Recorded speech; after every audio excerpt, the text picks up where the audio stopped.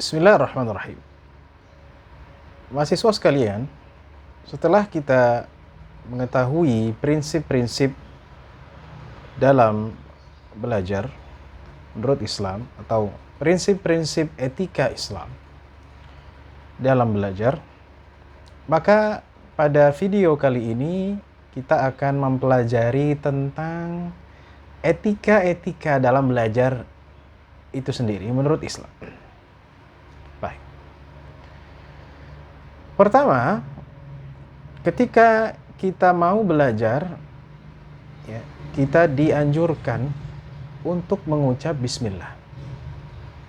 Karena Nabi SAW mengatakan, setiap perkara yang tidak dimulai dengan bismillah, dalam riwayat lain dengan alhamdulillah, maka itu adalah perkara yang terputus. Maksudnya dari keberkahan dari Allah Subhanahu wa taala. Ya, atau misalnya dalam Al-Qur'an ketika Nabi Sulaiman alaihi salam menulis surat kepada Ratu Balqis dan memulai suratnya dengan Bismillahirrahmanirrahim. Atau misalnya Nabi SAW ketika menulis surat-surat kepada raja-raja, baik ke Persia atau ke Ethiopia atau ke Romawi, ya, bahkan ke Mesir dan negara-negara lainnya di zaman Nabi SAW, beliau memulai dengan bismillah. Artinya, ketika kita ingin memulai perkara yang baik, dan pada hal ini adalah belajar tadi sudah kita jelaskan adalah sangat ditekankan. Belajar sangat ditekankan dalam Islam. Dan belajar adalah sesuatu yang harus menjadi perhatian setiap muslim. Ya, karena Nabi mengatakan talabul ilmi fardhatun ala kulli muslim. Belajar itu diwajibkan atas setiap orang Islam, laki-laki ataupun perempuan. Maka memulai sesuatu yang baik dan dalam hal ini adalah belajar, kita memulai dengan bismillah. Ya. Inilah yang membedakan pembelajaran secara Islami dengan pembelajaran biasa atau sekuler. Ya. Jadi kalau orang yang tidak dikaitkan dengan Islam, ya dia belajar aja, nggak usah bismillahirrahmanirrahim. Sedangkan kita sebagai orang Islam mengucap bismillahirrahmanirrahim. Itu yang pertama. Yang kedua, ya, etika belajar Islami adalah ya mendengarkan guru. Mendengarkan guru. Taat kepada guru. Kaitannya di sini adalah dengan dosen. Ya. Jadi bukan melawan dosen atau melawan pengajar, tapi mendengarkan, memerhatikan, ya, apa yang dikatakannya. Ya, bahkan dulu kita kalau belajar misalnya ada guru, kiai, ustadz, apabila kita ngantuk, ya, itu sampai di apa? Disentil misalnya ya dulu atau dilempar dengan apa? Penghapus papan tulis, sekarang udah nggak ada ya. Kenapa? Karena ngantuk dan yang lainnya ini tidak boleh ya, karena ini bukan termasuk etika Islami dalam belajar. Memerhatikan guru, apa yang disampaikannya, apalagi dulu tidak ada HP dan lain-lainnya, mahasiswa ya, tidak seperti sekarang. Mendengarkan, antusias, apa yang disampaikan didengar, dicatat, diperhatikan. Nah ini. Jadi yang kedua artinya apa? Kita harus mendengarkan, mematuhi guru. Ini juga dari adab atau etika dalam belajar secara Islam. Yang ketiga adalah menghormati pengajar, menghormati guru atau dosen. Kita tidak boleh menyamakan level kita dengan sesama kita, yaitu murid ataupun mahasiswa. Nggak boleh. Walaupun misalnya dosen itu umurnya sama dengan kita atau lebih tua sedikit misalnya. Kita harus menghormati guru. Bahkan Imam Ali diriwayatkan beliau mengatakan, "Man 'allamani harfan fahuwa ustadzi." Barang siapa yang mengajarkan aku satu huruf, dia adalah guruku. Artinya apa? Kalau ada orang yang mengajarkan aku satu huruf, aku akan menghormatinya dan ya, menghormatinya sebagai guru.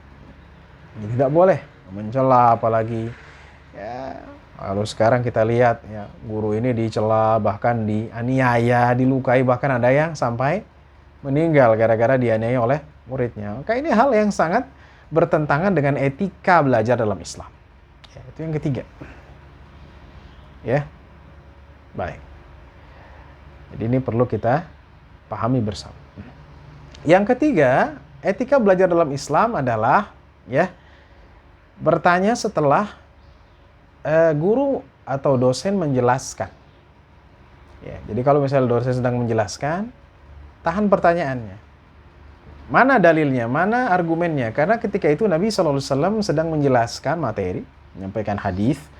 Tiba-tiba ada seseorang dari luar datang dan dia bertanya tentang hari kiamat. Maka Nabi SAW mendiamkan orang itu. Ya, mengabaikan orang itu, tidak menjawabnya, bahkan tidak menoleh kepada orang itu. Ya, sehingga setelah materi sudah disampaikan, Nabi SAW menjawab pertanyaannya. Artinya apa? Jadi kalau dosen sedang menjelaskan, ya, atau guru atau pengajar menjelaskan, kita jangan bertanya dulu. Sampai misalnya guru bilang silahkan bertanya. Atau misalnya dari awal dia mengatakan silahkan yang mau bertanya boleh menanyakan ketika materi sedang disampaikan. Boleh. Tapi kalau tidak ada keterangan seperti itu, ya kita diam. Sampai selesai, nanti dosen bilang silahkan bertanya, baru kita bertanya. Ya, jadi yang pertama tadi adalah mengucap bismillah. Yang kedua, ya, mendengarkan pengajar atau dosen. Yang ketiga, ya, menghormati dosen, ya, menghormati pengajar. Yang keempat, menanya di akhir sesi, ya, setelah penjelasan daripada materi. Itu yang keempat. Selanjutnya yang kelima, ya, di antara etika belajar dalam Islam yaitu mencatat poin-poin, ya, atau hal-hal yang diajarkan.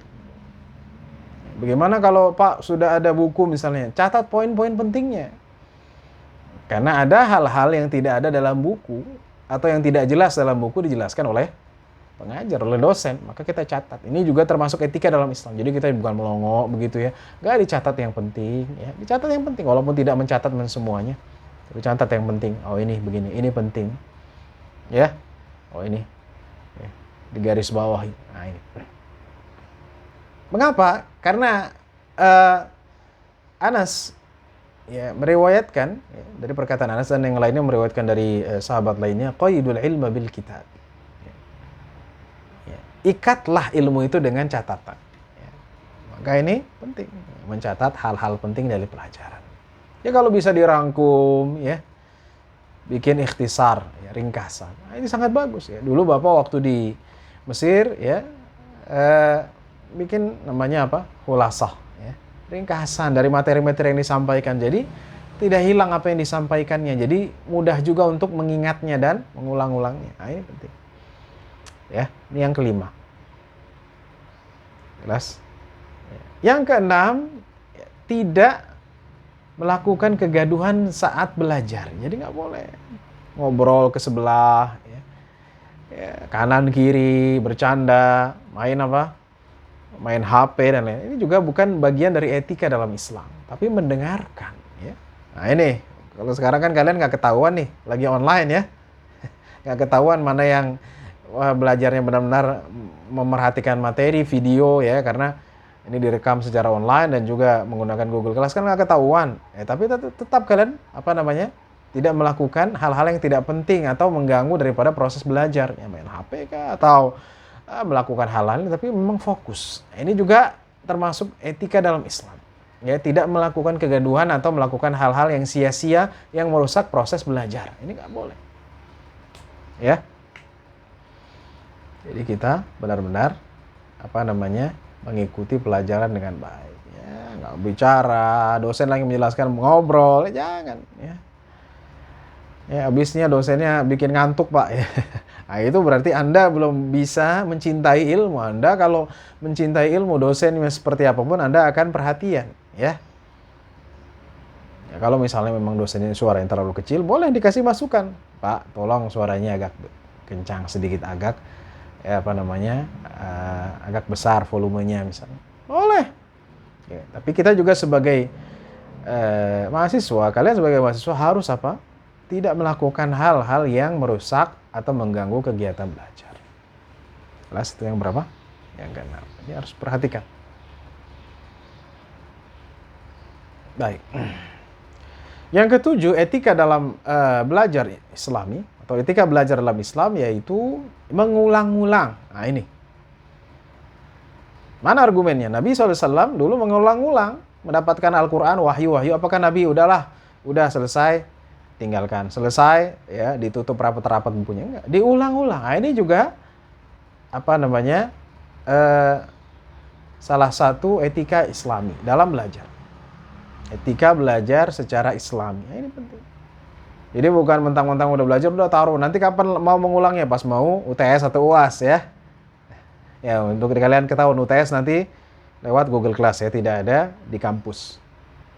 Ya, lewat apa? Google Class secara online.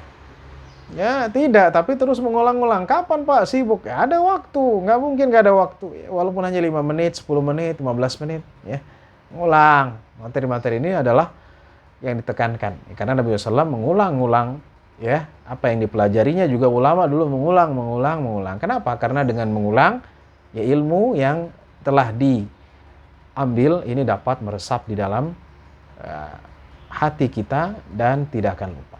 Ya, kata guru saya, sesungguhnya ilmu itu dengan diulang, ngederes. Ya, kalau Al-Quran ngederes terus diulang. Ilmu juga diulang. Semakin diulang semakin kokoh ya. Termasuk misalnya para pengajar, para dosen, ya, penceramah itu kan ilmunya terus karena diulang-ulang terus. Ya, jadi justru akan apa? Ya akan menempel di dalam otak kita. Ya. Saya hafal ya di luar kepala. Maksudnya di dalam ya. Kalau di luar berarti nggak hafal ya. Baik. Saya sekalian itu yang berapa? Yang ketujuh kan? Mengulang. Yang kedelapan ya. Etika belajar Islami ya. Menyelesaikan masalah-masalah dalam ilmu itu. Ya, kalau ini misalnya tentang esai, ya itu diselesaikan. Ya. Pak, banyak esai ini ya, karena memang online ya. Kalau offline, ini ada diskusi. Karena tidak ada diskusi, maka ada permasalahan-permasalahan yang harus dijawab. Ini juga. Ya. Argumennya mana atau dalilnya mana? Nabi SAW, ya dulu apa? Mendiskusikan. Jadi apa? Menjawab. Ada permasalahan-permasalahan yang harus dijawab. Ya. Ketika dosen mengasih masalah-masalah itu yang harus dijawab, maka jawablah. Dijawab. Hah? Untuk apa? Untuk mengasah ilmu itu. Karena kalau tidak ada pertanyaannya, tidak ada barometer, apakah kita paham atau tidak. Nah, ini penting. Ya, atau mencari mengembangkan ilmu itu, ya mencari masalah-masalah lainnya yang berkaitan dengan ilmu yang kalian pelajari. Ya, baik ilmu akhlak dan etika itu atau ilmu yang lainnya. Ya, masalah ini selesainya bagaimana? Ya, problem solvingnya seperti apa? Itu penting. Ya, itu yang ke-8. Jadi jangan pernah merasa bosan ya, tentang pertanyaan-pertanyaan atau masalah-masalah. Justru dengan pertanyaan itu akan mengasah dan membuat kita memiliki pandangan yang tajam ya, dengan ilmu yang kita pelajari. Yang ke-9 ya, diantaranya juga ya, yang ke-9 yang mungkin yang terakhir yang Bapak sampaikan pada kuliah pada hari ini yaitu tentang yaitu mengucap alhamdulillah. Jadi kalau kita sudah membaca ya kita mengucap alhamdulillah ya. Alhamdulillahirabbil alamin. Membukanya dengan bismillah, menutup dengan alhamdulillahirabbil alamin. Kenapa? Dalam Al-Qur'an disebutkan wa akhiru da'wahum anil hamdulillahirabbil alamin. Ya. Penutup doa mereka di surga mereka mengucapkan apa? Alhamdulillahirabbil alamin. Maka kata ulama, hal-hal yang baik ya, itu ditutup dengan alhamdulillah. Dalam yang kaitannya pada hari ini yaitu dengan belajar. Ketika kita sudah belajar, kita tutup dengan alhamdulillahirabbil alamin. Jadi jangan selempar aja itu buku ya langsung kabur, tidak. Ya, tapi juga dengan mengucapkan alhamdulillahi rabbil alamin. Yang ke-9. Dan mungkin yang tambahan yang terakhir yang ke-10 ya, berdoa. Berdoa apa? Ini juga etika Islami. Agar apa? Agar ilmu yang kita pelajari itu masuk. Jadi wah kita sudah belajar, sudah selesai. Enggak, kita berdoa. Mana dalilnya, argumennya? Argumennya Nabi SAW mendoakan Ibnu Abbas. Ibnu Abbas ini beliau radhiyallahu an, ya salah satu sahabat yang umurnya masih kecil, belasan tahun, tapi ilmunya dalam. Nabi mendoakan dia. Nabi mendoakan beliau Dan mengatakan apa? Allahumma faqihhu fid din wa 'allimhu ta'wil. Ya Allah, berikanlah ia pemahaman dalam agama dan ajarkanlah ia takwil, penafsiran Al-Qur'an. Ya, jadi kita kalau Nabi SAW mendoakan kepada orang yang belajar, maka kita sebagai orang yang belajar berdoa agar Allah memberikan pemahaman kepada kita. Agar Allah memberikan kemudahan pada kita dalam ujian, ya, dalam menyelesaikan esai dan lain-lainnya, ya, agar memberikan pemahaman. Dan saya sebagai dosen, pengajar mendoakan kalian agar kalian paham materi-materi yang kalian pelajari. Bukan hanya akhlak dan etika, tapi juga materi-materi yang lainnya. Baik, demikianlah 10 daripada atau 10 etika Islami dalam belajar, 10 etika belajar Islami, ya, yang perlu kalian pahami, renungi dan aplikasikan dalam kehidupan sehari-hari, mobil khusus dalam kegiatan belajar mengajar. Semoga kalian diberikan kemudahan oleh Allah Subhanahu wa taala. Amin ya rabbal alamin. Wassallallahu ala nabiyina Muhammadin wa ala alihi wasallam. Walhamdulillahirabbil alamin. Wassalamualaikum warahmatullahi wabarakatuh.